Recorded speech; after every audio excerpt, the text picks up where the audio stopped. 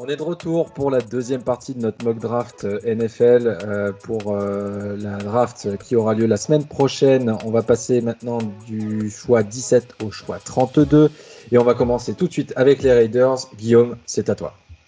Je pense qu'il faut qu'ils renforcent leur O-line. Donc, je vais leur donner Teven Jenkins. Pour moi, c'est le tackle qui reste le meilleur, on va dire, après tous les gros noms qu'on a pu sortir précédemment. Donc, voilà. Teven Jenkins aux Raiders. Teven Jenkins, clairement, ils ont besoin d'un right tackle avec Colton Miller à gauche. Voilà, il file bien chez eux, il reste dans le centre-ouest des États-Unis. Gros joueur capable de jouer un petit peu à tous les postes de la O-line d'ailleurs, faut le dire, et avec beaucoup de leadership. Donc voilà, ce sera très bien. Et je sais on sait tous même que Gruden aime bien les besogneux, c'est le cas avec Jenkins. Donc il ira du côté de Las Vegas. Mika? Ouais, je pense aussi. Je pense ils ont besoin d'un tackle, donc Jenkins Jenkins en fait. Je pense que c'est lui qui restera à ce niveau-là. Lucas? Moi, sur mon board, j'ai encore Vera Tucker. Donc pour moi, il faut qu'il parte. Il peut pas descendre plus bas. Je pense que les Riders seront heureux de l'accueillir. Et le fait qu'il puisse jouer aussi sur l'extérieur au poste de tackle, au poste de guard, ça peut être intéressant du côté de Las Vegas. Et je pense que ça fera un bon fit aussi. Très bien, on enchaîne le choix numéro 18 et donc là c'est le deuxième choix des Dolphins lors de ce premier tour. Damien, tu as mis qui toi pour les Dolphins après leur premier choix? Bah pour le coup j'avais mis Jenkins qui est parti juste avant, ça je suis resté très silencieux, je trouve je le vois bien aller chercher du renfort en ligne offensive avec ce qui reste. Voilà, c'est tout. Mika? Ouais, moi c'est plutôt le contraire. Je les vois aller renforcer la ligne défensive. J'avais mis un edge. Alors là j'avais mis Quitty Pay, mais ça peut être aussi Jalen Phillips s'il est encore dispo. Moi je l'avais mis aux Vikings, donc ouais, je les vois renforcer la ligne défensive. Lucas? Ouais, pareil, je rejoins Mika. La défense, c'est l'essence même de cette équipe des Dolphins. Et ils ont écrasé pas mal de monde l'année dernière. Et je pense que rajouter un talent en plus sur cette ligne défensive, ça pourrait devenir encore plus impressionnant du côté de Miami. Et du coup, je mets Jalen Phillips qui reste du côté de la Floride. Elio, Guillaume? Pareil, je vais rester sur ce qu'a dit Michael. La D-line, je pense à un Jalen Phillips qui est du coin, ou sinon un Quitty Pie. Après aussi, à regarder le poste de linebacker avec un Jeremy Owusu-Koramoah de Notre-Dame. Brian Flores est un coach à vocation défensive de base, donc ils ont sûrement vers de la défense à ce moment-là de la draft si un receveur est drafté au premier choix des Dolphins. Et ouais, pour terminer, moi je vais me partir sur Jalen Phillips parce que pour Jeremiah Owusu-Koramoah, j'en reviendrai plus tard quand on en parlera, mais je suis pas sûr de son poste en NFL encore. Très bien.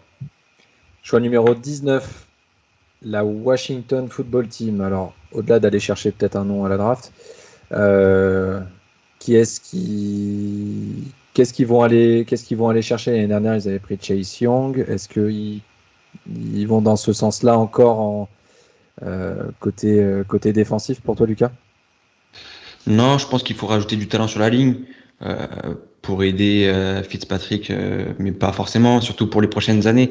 Il y en a besoin du côté de Washington, de la stabilité, construire un environnement, déjà une culture de la gagne du côté de Washington pour le futur quarterback qui arriverait par la suite. Donc pour moi, c'est Christian Darrisaw qui doit être sélectionné par Washington.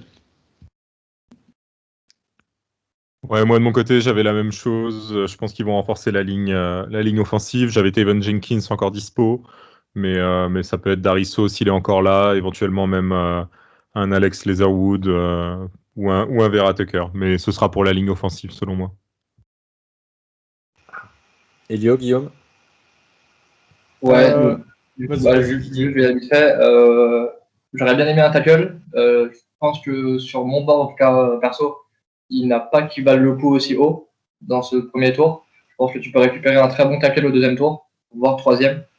Euh, du coup, je vais aller sur le petit jock que je parlais juste avant, là, Jérémy Oukaramoy, qui, pour moi, je pense qu'il aura plus un rôle de joueur hybride. J'avais vu une comparaison qui était, je trouve, assez juste, pas très juste pour lui en tout cas. C'était à Mark Barron, quand il sortait d'Alabama. Donc vraiment ce joueur qui peut te jouer, je pensais que ça joue de plus en plus du 3-4 receveurs en NFL maintenant.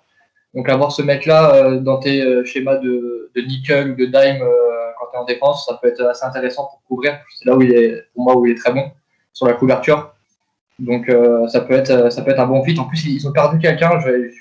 Impossible de vous retrouver le nom. Ça fait 2 minutes que j'essaye. Mais ils ont perdu un mec un peu à ce poste-là. Donc pour moi, ça a du sens.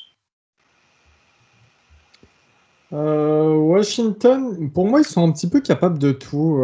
Washington, ils vont sûrement faire aussi un petit peu du BPA. Alors, ça peut très bien être la O-line, mais tout dépend de qui est encore là. Ça peut être un quarterback avec un Mac Jones s'il est toujours là. Ça peut aussi, ils peuvent aussi trade up pour aller chercher un Trey Lance. Je pense qu'on ne sait pas avec Washington pour l'instant. Et pareil, s'il y a Greg Newsome au poste de cornerback, pourquoi pas aller chercher un Newsome au poste de cornerback, sachant que c'est un petit peu un de leurs points faibles habituellement. Après, c'est une équipe qui est quand même très complète. Ils ont une bonne enfin qui est très complète, non, mais ils ont une bonne D-line. Ils sont bien renforcés au poste de receveur. Il y a un peu tout qui est possible à Washington. Il y a un peu tout qui est possible. Après, je m'orienterai plus ou moins sur de la O-line ou sur un petit Greg Newsome. Ça peut être sympa. Guillaume, tu voulais rajouter quelque chose? Ouais, juste corriger Elio, il a mal prononcé Kyle Trask. Il a dit Matt Jones, il a dû se tromper. Ah, d'accord. C'est juste ça. J'ai l'impression que ça ne sert pas à grand-chose. Mais... D'ailleurs, pour revenir aussi sur ce qu'a dit Guillaume, aussi post-linebacker avec Joke sans aucun souci. Lucas, tu voulais rajouter quelque chose? Moi, je voulais juste ajouter que pendant que j'ai fait ma mock, j'ai longtemps hésité avec Zaven Collins, le linebacker. Je me suis dit que apporter un bon linebacker en couverture du côté de Washington, ce serait pas mal. Derrière cette ligne cette ligne défensive, pardon, qui a fait un excellent job l'année dernière. Mais je sais pas si le faire partir aussitôt, ça serait une bonne chose pour Washington. Il y a peut-être du talent un peu meilleur au-dessus. Et c'est pour ça aussi j'ai longtemps hésité avec un linebacker pour Washington. Très bien. Choix numéro 20, les Bears de Chicago. Est-ce qu'ils vont aller chercher un quarterback cette année ou pas? Damien. Je leur ai mis un receveur. Sur mon board, j'avais Rashad Bateman qui était encore dispo. Je trouve que ça peut être intéressant pour eux. Au niveau du quarterback, c'est difficile à dire, à vrai dire, parce que non, c'est sûr que le quarterback qu'ils ont actuellement est... Voilà, Andy Dalton, c'est pas non plus la meilleure option. Mais après, est-ce que les Bears ont tant besoin que ça d'un quarterback élite avec l'équipe qu'ils ont? Je pense pas. Je pense qu'ils ont juste besoin de quelqu'un qui stabilise l'attaque et ils sont pas hyper pressés. S'il n'y a pas vraiment un joueur qui les intéresse au poste de quarterback, je vois pas pourquoi ils iraient se presser à en prendre un. Guillaume, Elio, vous partagez cet avis-là ou pas? Moi, je pense que c'est un peu la dernière chance pour Matt Jones d'être pris au premier tour. Ce pied-là des Bears. Ils nous ont un peu habitués à des choix, comment dire ça gentiment, discutables au poste de quarterback. Des décisions discutables, on va dire ça. Donc, ouais, potentiellement, pourquoi pas. Voilà, je pense que c'est la dernière chance pour Matt Jones d'être au premier tour. Donc, je vais leur donner Matt Jones. Ça dépend. Je suis quand même d'accord avec Damien dans le sens où j'ai l'impression qu'ils essaient un petit peu de faire avec Andy Dalton ce qu'ont fait les Titans avec Tannehill, c'est-à-dire prendre un bon quarterback d'NFL sans être excellent et puis voir chez eux si ça ne donnerait pas du mieux.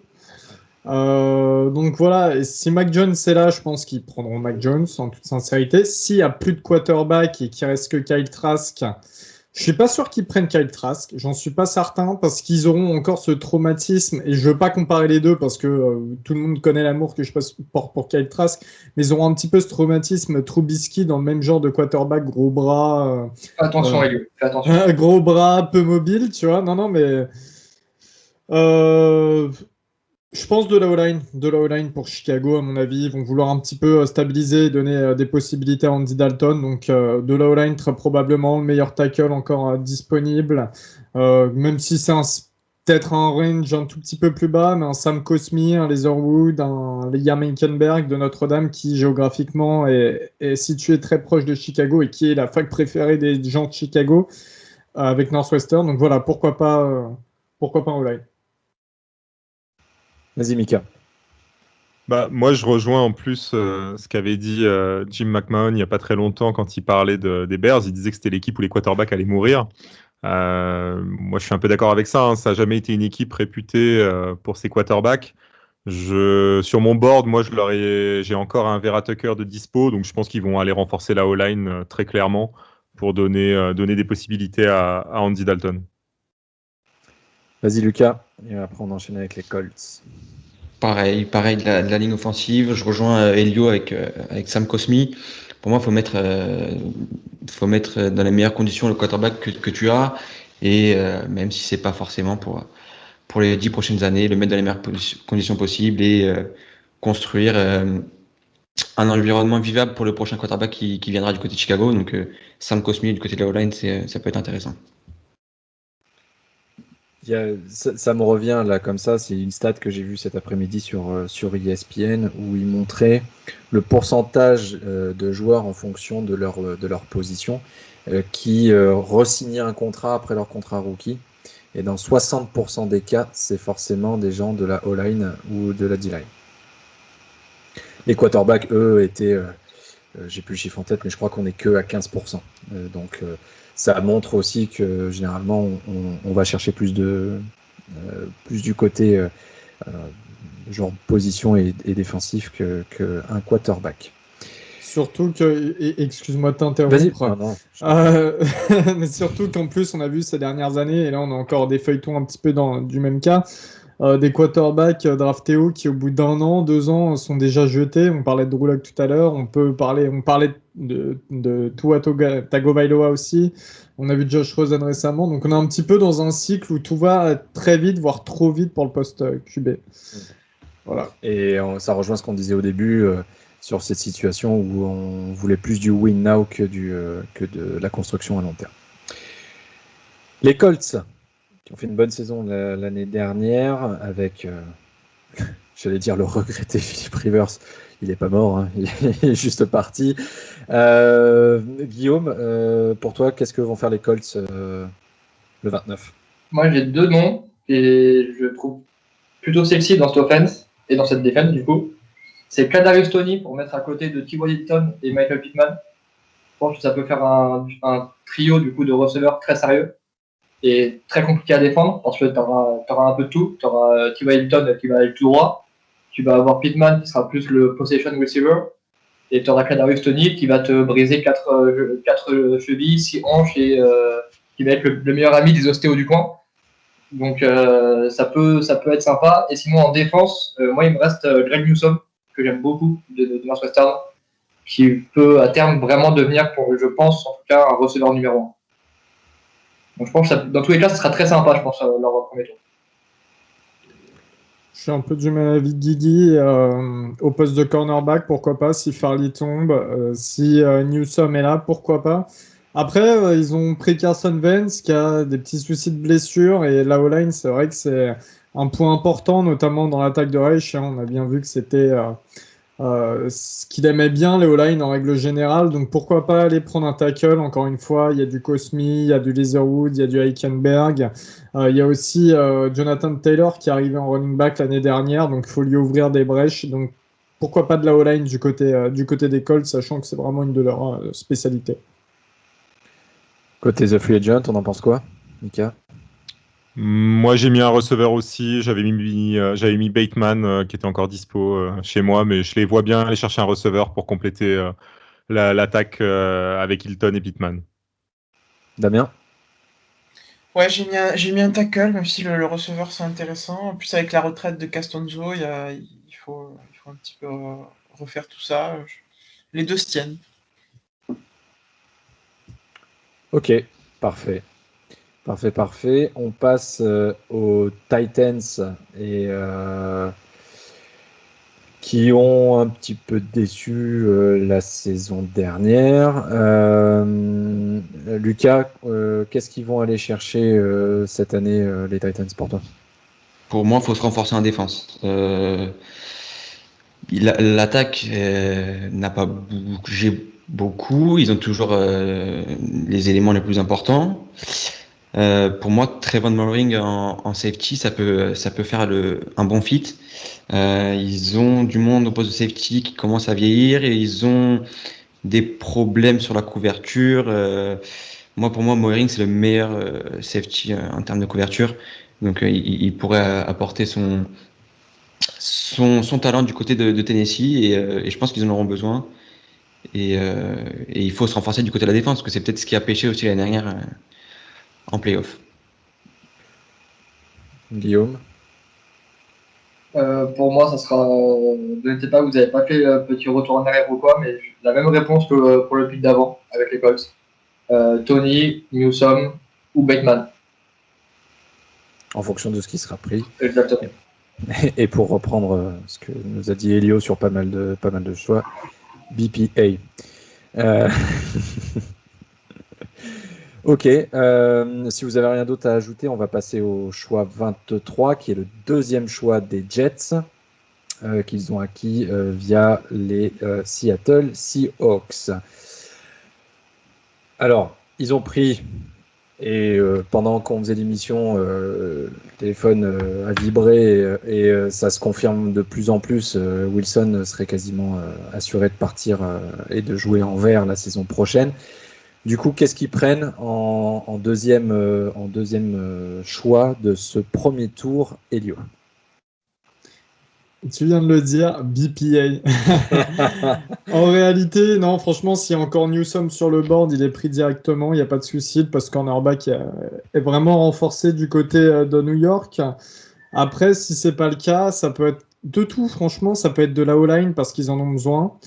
Moi, je les vois de toute manière sur les 2 premiers tours draftés de la O-line sans souci. Et même ils devraient d'ailleurs. Et post-receveur, ils sont quand même assez fournis, donc j'irai pas m'orienter de ce côté-là. Franchement, et c'est le poste d'Edge qui pose un petit peu de questions. Alors en Edge, sachant que Phillips et Pay seront probablement partis, pourquoi pas un Ojulari, même si je suis pas un gros fan du joueur. Voilà, Jason Howe, pour moi, c'est la pire arnaque de ce premier tour, de ce dont on peut se prononcer sur ce premier tour au poste de Edge.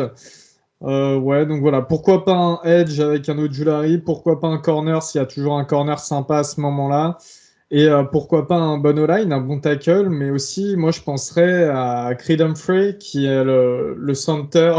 Je sais que Guillaume n'est pas trop content que je le prenne maintenant, mais qui est le centre d'Oklahoma, qui est très bon, qui a joué toutes ces saisons titulaires, qui était capitaine, je crois, qui est un joueur qui n'a eu encaissé 0 sac de toute sa carrière, qui est un joueur très cérébral, parce que pour jouer dans l'attaque de Lincoln Riley, il faut être cérébral, surtout à ce poste-là. Et qui serait la nouvelle connexion pour donner le ballon à Zach Wilson et le protéger. Ça, c'est très important dans une équipe. Donc voilà, pourquoi pas. Bon, Guillaume n'est pas du tout d'accord. Vous n'avez pas la vidéo si vous allez écouter, mais alors... Creed Humphrey, c'est une arnaque. Creed Humphrey, c'est une arnaque. Il ne faut pas le prendre maintenant. Moi, j'irais plus... C'est une arnaque jusqu'à Pittsburgh, c'est ça? Prochain pick, spoil pas les gens. C'est une arnaque. Non, moi j'irais plus sur un tackle ou sur un edge. Donc soit Aziz Ojulari, qui pour moi est le meilleur restant, même si ça m'embête de dire ça parce qu'il vient de Georgia, mais c'est bon, il y a des Gators qui sont partis, donc on peut en faire partir maintenant. Ou un Alex Leatherwood de Bama au poste de tackle. Mika, tu voulais... Non, pas mieux, du coup j'allais parler de Ojulari, donc du coup ouais, je pense qu'ils prendront un edge, je pense que c'est un bon pick pour eux, et Ojulari me paraît le meilleur aussi dans ce qui reste. Ok. Pick numéro 24. Donc, Guillaume, on te le laisse. J'ai laissé les Chargers à Damien. Les Steelers. Bon, qu'est-ce qu'ils vont nous faire? Est-ce qu'ils vont prendre Trey Lance ou Mac Jones? Du coup, les Steelers, ils vont faire le style de la draft. Ils vont aller chercher un crack, un talent générationnel, Creed Humphrey. Non, voilà pourquoi j'ai dit que c'était une arnaque juste avant. Parce que j'aimerais en tout cas qu'il tombe chez les Steelers. J'adore le joueur. On en parle beaucoup avec Baptiste chez nous, qui est fan de Oklahoma State. Donc Oklahoma State, la petite bagarre. Et même lui nous dit que, comme l'a dit Elio, il en a parlé un petit peu avant, c'est un mec pour être titulaire sur plusieurs années au poste de centre dans l'offense de Lincoln Riley. Il faut en avoir un peu du QI football, parce que c'est pas l'offense la plus simple à jouer. Ça joue en plus du up-tempo, donc le mec a un cardio, déjà c'est clair, même si aux Steelers on ne jouera pas ça, c'est toujours bien pour un O-line d'avoir un mec qui va pas être fatigué au troisième quart-temps, quoi. Parce qu'on en a vu débarquer des comme ça, déjà. Donc ensuite, voilà, on a perdu Pouncey, qui était notre centre depuis X années, quasiment 10 ans, voire peut-être même un peu plus de 10 ans même d'ailleurs. Il est des années Tim Tebow, lui. Donc, faut renouveler ça, et Big Ben, il va pas être là indéfiniment. Et donc, un peu comme a dit Elio tout à l'heure, moi, je porte énormément de valeur au duo centre-quarterback. Donc, du coup, en étant un peu plus objectif, si les Jets venaient à prendre ça, je trouve ça très intéressant d'avoir au premier tour, donc potentiellement 50 contrats, ton quarterback et ton centre. Ça te les verrouille pour 5 ans, en fait. Donc, pour moi, c'est une excellente chose. Ça sera encore plus excellent s'il arrive chez les Steelers, je vous l'accorde. Mais voilà, pour moi, c'est quasiment un no-brainer. Il y a encore quelques semaines, quelques mois maintenant, j'aurais dit un tackle. Mais avec la retraite de Pouncey, pour moi, c'est le poste à viser. Est-ce que quelqu'un veut aller contredire Guillaume sur le choix des... Eh ben, allez, vas-y, Mika. Le contredire, non. Je pense que les Steelers pourront aller chercher un centre plutôt sur le deuxième tour. Je les vois bien aller chercher un running back sur le premier tour. Pourquoi pas Travis Etienne de Clemson. Je les verrais bien aller le sélectionner. L'année dernière, on a vu que le poste de running back avec James Conner, c'était pas trop ça. Donc je les verrais bien aller se renforcer sur ce poste-là. Lucas, vas-y. Pareil que Mika, le poste le même. Par contre, je préfère prendre Najee Harris, qui pour moi est bien meilleur que Travis Etienne. Après, c'est peut-être pas forcément ce que je préfère, faire partir des running backs au premier tour. C'est pas, ça me dérange un petit peu, mais Pittsburgh pourrait totalement aller chercher Najee Harris avec ce choix 24. Très bien. Choix 24, terminé. Choix numéro 25. Et donc, là aussi, deuxième choix lors de ce premier tour pour les Jaguars qui, du coup, après Trevor Lawrence, est-ce que vous pensez qu'ils vont utiliser la hype, du coup, qui va se mettre en place avec l'arrivée de Lawrence pour aller chercher quelque chose de plutôt fancy pour leur équipe? Elio? Non, je pense qu'ils vont drafter intelligemment. De toute manière, ils ont ramené Urban Meyer, qui, à mon avis, va aussi assurer le rôle de GM de manière officieuse. Je les vois bien s'orienter vers, je le dis souvent, mais vers du BPA, que ce soit ou bien en défense ou bien sur la O-line aussi pour protéger Trevor Lawrence. Je pense que c'est la priorité. Après, ils ont quand même le premier pick du second tour. Donc, ils auront pas trop de difficultés à trouver le joueur qu'il leur faut à ce moment-là. Si je dois choisir un poste, je dirais O-line, clairement. Après, le meilleur joueur à ce moment-là aussi, s'il reste un gros linebacker, pourquoi pas, pour avoir le nouveau Tyron Smith. S'il reste un bon cornerback, ce que j'imagine pas non plus, pourquoi pas. Voilà, ils peuvent un peu tout faire, les Jaguars, à ce moment-là, et même essayer de reach un petit peu, d'aller chercher Trevon Moehrig pour s'assurer d'avoir le meilleur safety de la QV. Damien? Ouais, je suis assez d'accord sur la position de Mayer. Je suis sûr qu'il doit être en train de travailler jour et nuit sur tous les prospects de la Terre pour connaître tous les gars, essayer de leur parler et tout ça pour être prêt à toutes les éventualités parce qu'au final, ils ont énormément de possibilités avec ce pick. J'avais mis Wyatt Davis en O-line d'Ohio State parce qu'il avait une très bonne cote l'an dernier. C'est un petit peu baissé bizarrement. Mais bon, après, ils peuvent le chercher au deuxième tour aussi. Voilà, c'est assez ouvert. Guillaume. C'est bon. Avec ce pick, je pense qu'ils vont aller chercher une arme pour Trevor Lawrence. Et avec le premier pick du deuxième tour, ils vont chercher un tackle. Je suis pas sûr qu'ils perdent énormément en niveau en termes de tackle entre ce choix-là et le premier choix du deuxième tour, alors qu'en receveur plus. Donc j'irais bien leur donner. Donc, du coup, j'ai 3 noms. J'en ai 2 que j'ai déjà cités, mais qui peuvent se aider ici. Donc encore une fois, Kadarius Toney, Rashad Batman. Et le petit troisième, ça sera. Comment il s'appelle, pardon? Elijah Moore. Non, c'était pas Elijah Moore. Elijah Moore, le deuxième tour, le receveur de LSU. Pardon. Terrace Marshall. Terrace Marshall, ouais. Donc, personnellement, je suis un très gros fan, même s'il vient de LSU. Et donc ouais, Terrace Marshall, pour moi, ça peut être un beau style de cette draft, parce qu'il y a des chances qu'il tombe plus bas que ça. Mais si j'étais à la place d'Urban Meyer, je donnerais une arme à Trevor Lawrence et je le protégerais avec le premier feu du deuxième tour. Parfait. Choix numéro 26, les Browns. Mika. Bah écoute, moi je pense qu'ils vont renforcer à mon avis la ligne défensive.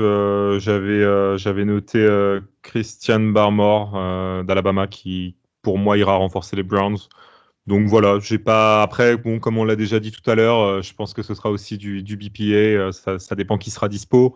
Mais moi, c'était en tout cas ce que j'avais sur mon board.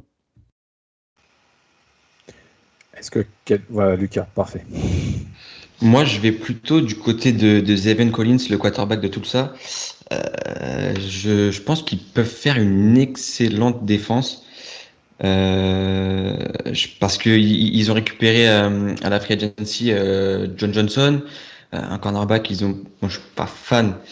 Ils ont récupéré ça y est, j'ai un trou de mémoire. Le quarterback des Rams. J'ai un trou. Ils ont récupéré sur la ligne défensive en D-end du monde. Je pense qu'ils peuvent faire une excellente défense.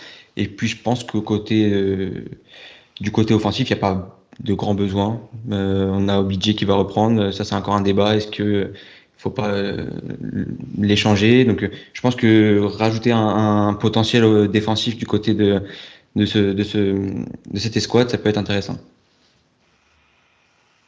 Je vais joindre les deux bouts perso.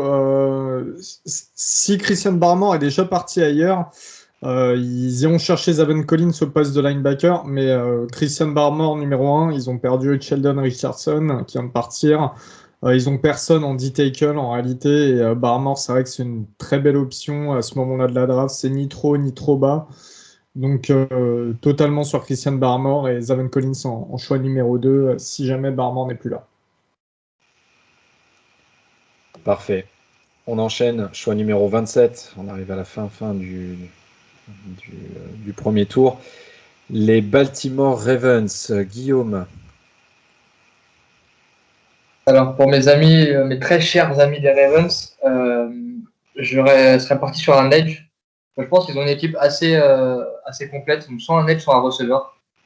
Parce que, après, bon, encore une fois, quelle est la valeur d'un receveur aux Ravens? Je m'arrêterai là sur la blague, mais on va se tromper. Donc, je pense à la limite peut-être plus un edge. Et je pense qu'en fait, ils peuvent se permettre, et lui, il en parlait tout à l'heure, du copain Owe. Donc Jason Owe, qui est un edge qui vient de Penn State, et en fait c'est juste un monstre athlétique. Pour l'instant, c'est pas un joueur de foot, c'est un monstre athlétique.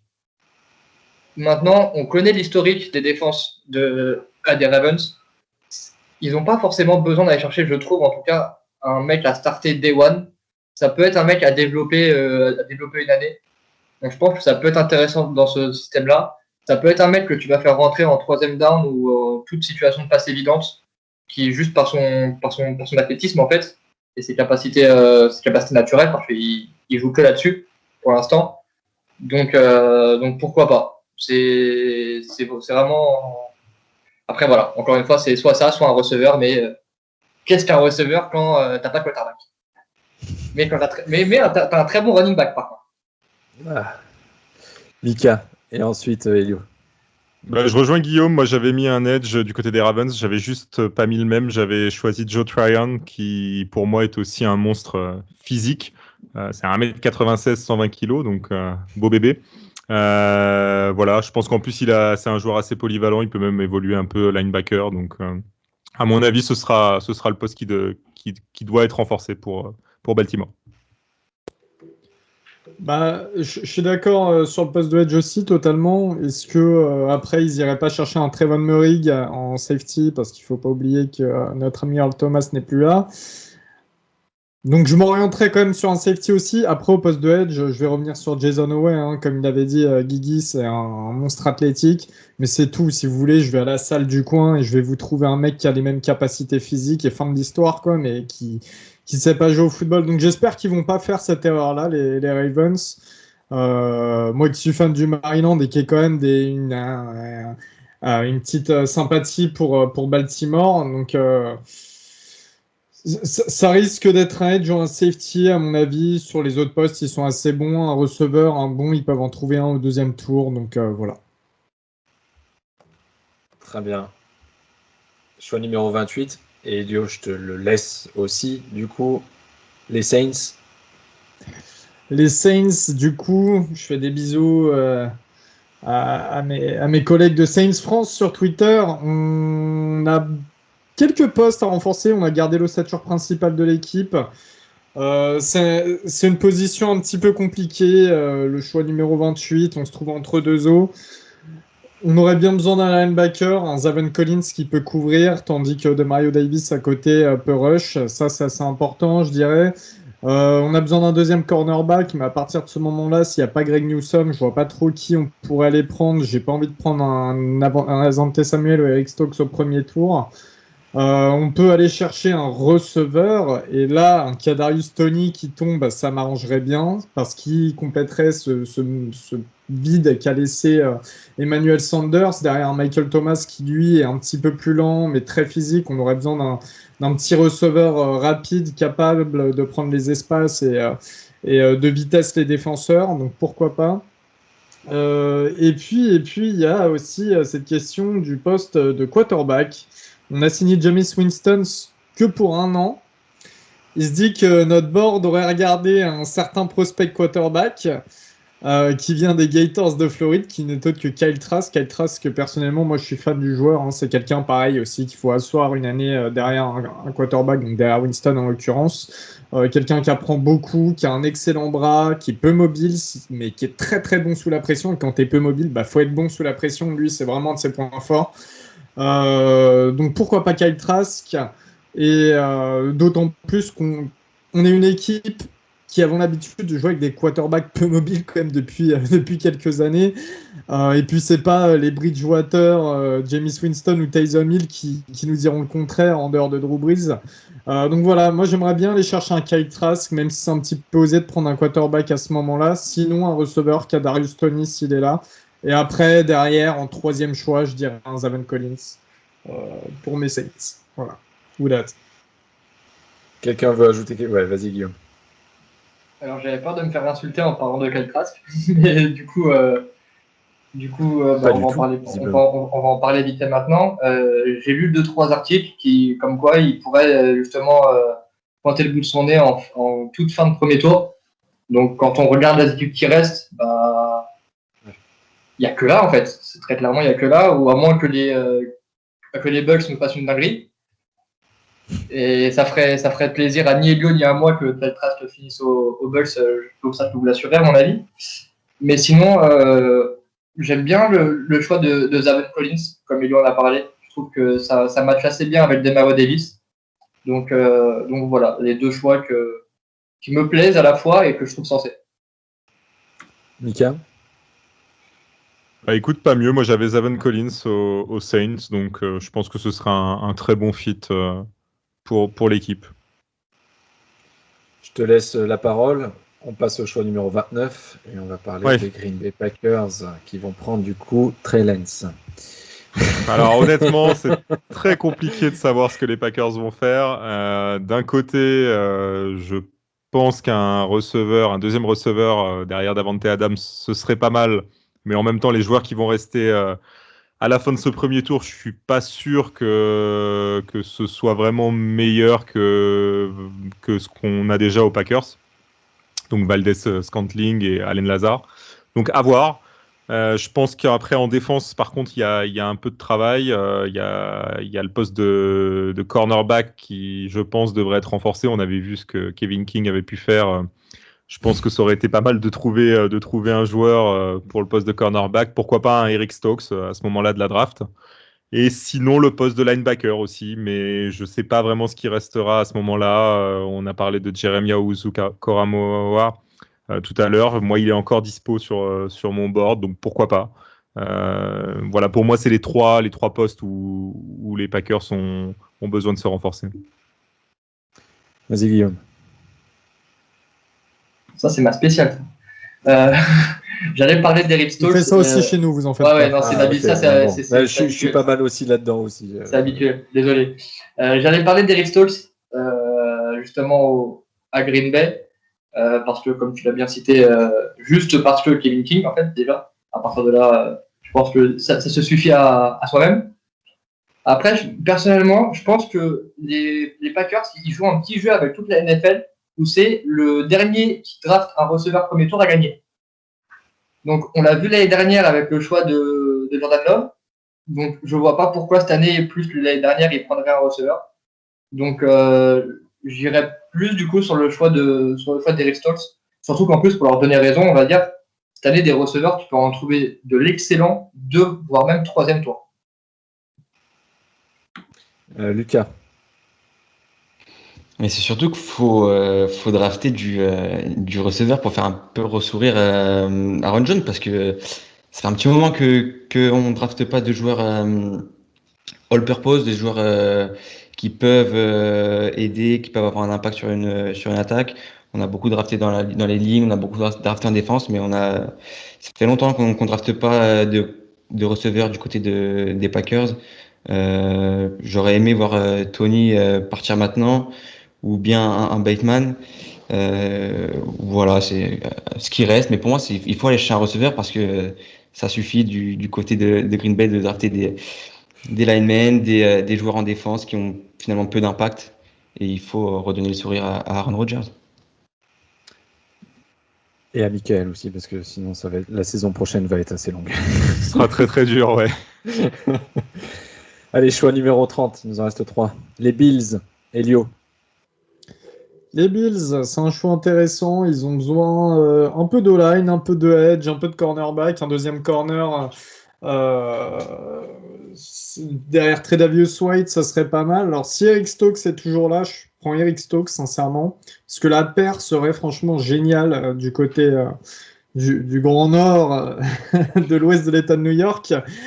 Eric Stokes, qui est un cornerback, donc celui de Georgia, très complet. En fait, pareil, lui, c'est quelqu'un qui n'est pas excellentissime, je le dis souvent, mais c'est quelqu'un qui n'est pas excellentissime dans un domaine ou dans tous les domaines, mais c'est quelqu'un qui est très très fiable dans tous les domaines, qui est bon dans tous les domaines. Voilà, donc qui partent en fin de premier tour, il n'y a pas de souci là-dessus. Sinon, j'irai chercher aussi un poste d'O-line, s'il reste de bons O-line. Pourquoi pas, un Liam Hülkenberg maintenant. Sam Smith il dégringole, même si j'y crois pas trop. Voilà. Et le poste de edge, c'est quand même assez compliqué, le poste de edge, parce qu'il y a quand même un gap entre les Jalen Phillips, Aziz Ojulari, et Kwity Paye et les autres. Mais il y a toujours Grégory Rousseau, qui est assez intriguant. Rousseau qui n'a pas joué cette saison, c'est un petit peu ça le hic, et qui n'a pas fait un super pro day. Donc pourquoi pas aussi aller chercher un Rousseau, voilà. Mais si j'étais à leur place, je prendrais un Eric Stokes pour renforcer le backfield, et avec Mika Hyde en plus en safety, enfin ça serait la folie quoi pour les Bills. Guillaume. Moi, la seule petite question que j'avais, c'est à quel point les Bills aiment Devin Singletary.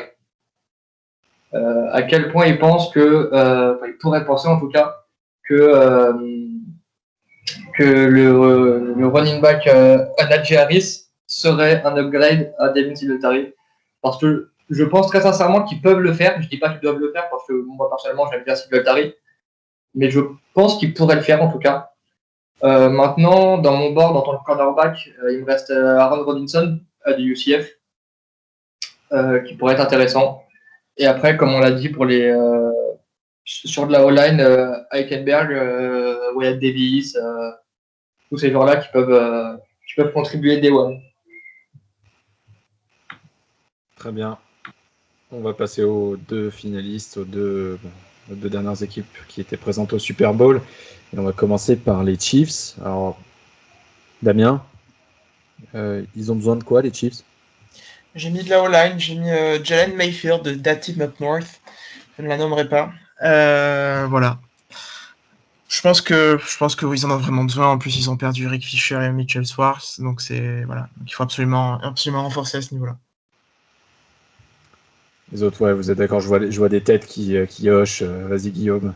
Ouais, juste, j'avais un petit. Je suis d'accord qu'il faut du tackle. Par contre, je pense que la situation n'est pas aussi désespérée qu'on veut nous la faire croire au poste de tackle.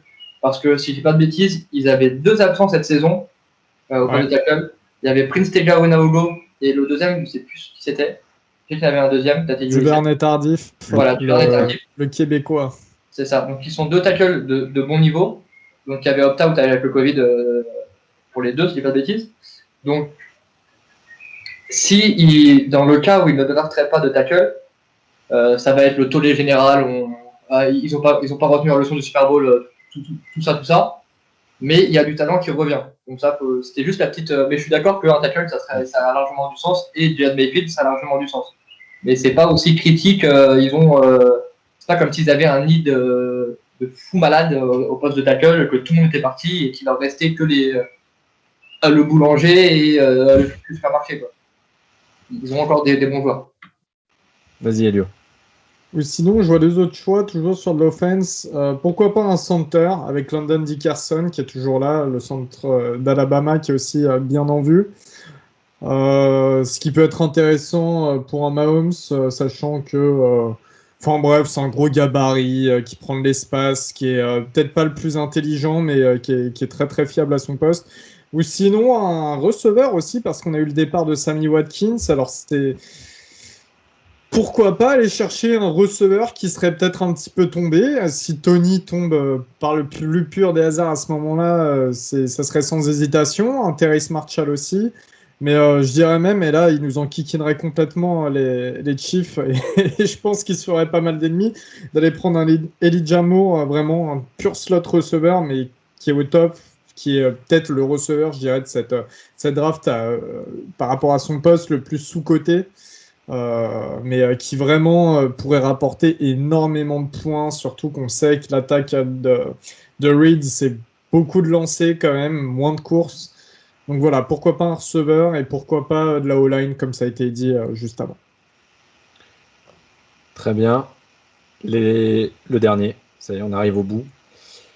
Les Tampa Bay Buccaneers. Et là, Michael, je vais te poser la même question. De quoi peuvent-ils avoir besoin? Bon, compliqué. Ils ont re-signé tout le monde. Donc, concrètement, c'est la même équipe qui se présente. Exactement. Le seul endroit où je pense qu'il serait judicieux d'aller rajouter un talent, c'est au poste de edge et sur la ligne défensive, parce que c'est pas qu'ils manquent de talent, c'est juste qu'ils ont des joueurs qui sont un peu vieillissants, ils n'ont pas été à 100% non plus la saison dernière, ils ont été blessés. Je pense à Jason Pierre-Paul et à Ndamukong Kongsu aussi. Donc, moi, c'est là que j'irais rajouter un joueur. Pourquoi pas Carlos Basham, je pense qu'il sera toujours dispo, le joueur de Wake Forest. Voilà, c'est ce que je rajouterais. Guillaume, vu ta tête. Non, justement, vu ma tête, c'est pour moi Carlos Basham, c'est un des gros sleepers de cette draft. Et autant, j'ai une sale mémoire, je sais plus qui parlait de Tony au Chiefs, qui ferait rire vraiment personne. Autant Carlos Basham à Tampa Bay, qui pourrait être limite qu'un genre de rotation au début. Je pense qu'il y a des tackles quand ils vont être au bout de leur vie et qu'ils vont voir le starter sortir et Basham rentrer. Ah, mais le même de Bob l'éponge qui est essoufflé là, ça va être ça. Elio. Comme l'a dit Mika, de la D-line, hein, D-tackle, un Levi Onuzurike, ça pourrait être pas mal du tout pour aller avec Vita Vea. Ça ferait quand même très mal. Et oui, pourquoi pas un edge aussi. Pareil, Grégory Rousseau, s'il est toujours là, ça peut le faire. Il reste en Floride un petit peu. Alors des fois, on ne sait pas aussi. Hein, des joueurs qui restent entre guillemets pas loin de chez eux, ça peut poser problème. On le sait aussi. Mais T'as payé Rousseau, c'est comment pour le citer 8 fois comme ça Hein t'as filé un billet pour que tu le cites comme ça, Rousseau? Non, mais parce que c'est vrai que c'est un prospect qu'on classait très, très, très, très haut en début de saison, avant toutes les histoires de l'opt-out, avant son pro day, etc., qui est descendu pour certaines raisons, mais qui peut devenir un énorme prospect. On ne sait pas, en fait, c'est un peu du boom or bust, donc pourquoi pas du Rousseau. Mais je vois bien Levi Onuzurike pour aider la D-line. Voilà. Ils n'ont pas besoin de grand-chose d'autre. Ils ont quasiment tous les postes doublés, voire triplés. C'est la super team. Ils n'ont pas de cap, de salary cap, ça n'existe pas avec eux. Ils ont envoyé Roger Goodell en vacances du côté de la baie de Tampa. Ils lui ont payé la villa et tout ce qui va avec. Voilà. Le mot de la fin sera pour Damien. Je suis assez d'accord avec Elio pour le coup. Je pense que ça serait intéressant de drafter Rousseau. C'est typiquement un joueur qui a un ceiling assez élevé et à qui il faut du temps. Et là, il aura du temps et des gens pour l'entourer. Donc, ça me semble vraiment être une bonne option. Même si quand on a des petits soucis de comportement, tout ça, il vaut mieux s'éloigner de la Floride. C'est mieux pour commencer sa carrière NFL en général. Mais bon, voilà. C'est sûr. En tout cas, les Bucks plus que jamais favoris à leur propre succession l'année prochaine. Merci à tous. L'horloge a bien tourné. J'espère que vous, auditeurs, ça vous a plu, que vous êtes d'accord ou pas d'accord. On attend d'ailleurs vos réactions sur les réseaux sociaux, que vous nous disiez si les choix à la fois de Trick Play et de The Free Agent sont pertinents pour vous. On fera le bilan après le 29 pour voir qui avait raison et qui s'était bien planté. Merci Guillaume, merci Elio d'être venu ce soir, c'était cool, et comme pour tous les invités qu'on a pu avoir jusqu'à présent, la porte est ouverte pour les prochaines fois, avec grand plaisir. Merci à vous. Merci à vous, surtout les gars, de m'avoir accueilli. C'était très cool. Merci les gars. Merci Mika, merci Lucas, merci Damien, et à très vite pour un nouvel épisode du podcast NFL de The Free Agent.